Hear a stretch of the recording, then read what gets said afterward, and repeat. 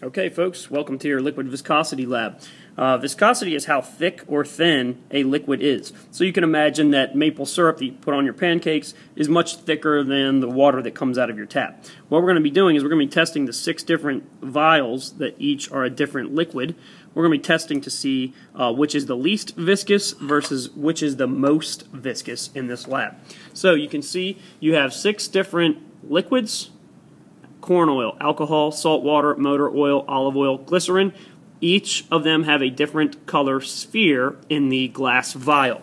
So this is basically what you're going to be doing. You're going to, 2 partners are going to have, one person's going to turn it over, and the other person will be timing how long it takes for the sphere to reach the bottom of the vial.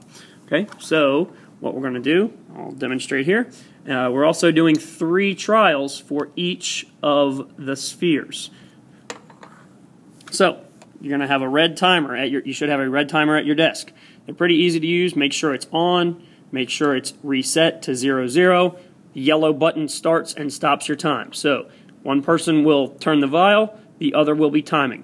I would recommend doing a couple of practice runs before you begin recording your trials in order to get the hang of it. So here we go.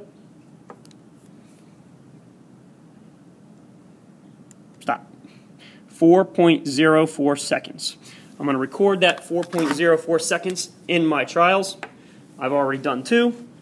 4.04. If I could write a 4. Okay.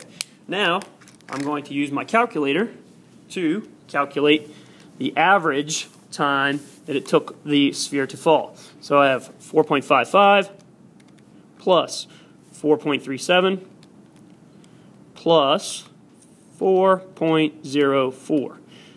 That gives me 12.96 seconds divided by 3. 4.32 is my average. I'm going to write that number right in here, 4.32. Okay. Now, once you've done that for all of the different spheres and the different liquids, you're going to be using the clues. You're going to be using the clues below to try to determine what each of the 6 liquids are, and you're going to record that here. Again, these are the liquid choices that are going to go in the identity. Once you've completed that part, it's now time to make your graph. You're going to make a bar graph that's going to display the liquids from the least viscous, that's the runniest or the thinnest, to the most viscous, that's the thickest or the thickest solution. You're going to put your time on your y-axis. Time almost always goes on the y-axis.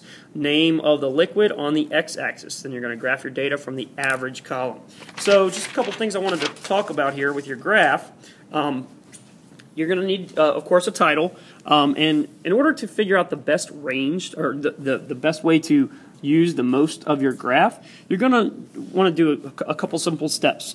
You're going to figure out your longest time average liquid minus your shortest time average liquid to get your range.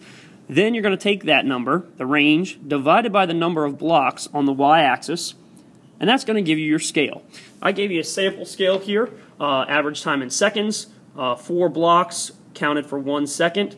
So then I have counted up 4 more for 2 seconds, and so on and so forth. Now, I'm not saying that that's what it's going to be. I'm just giving you an example. You're going to want to make sure that your data is all plotted. You have the name of each liquid written under each of the bars. And note that I said it goes from least viscous to most viscous. So the length of your bars should be increasing as you move to the right on your graph. Make sure that you complete that. Staple your papers together and turn it into the bin. Now, you can finish the graph for homework if you don't finish in class today. If that's the case, you're going to want to hang on to your lab as well, and you're going to want to clip it together, staple it together tomorrow, and put it all in the bin together.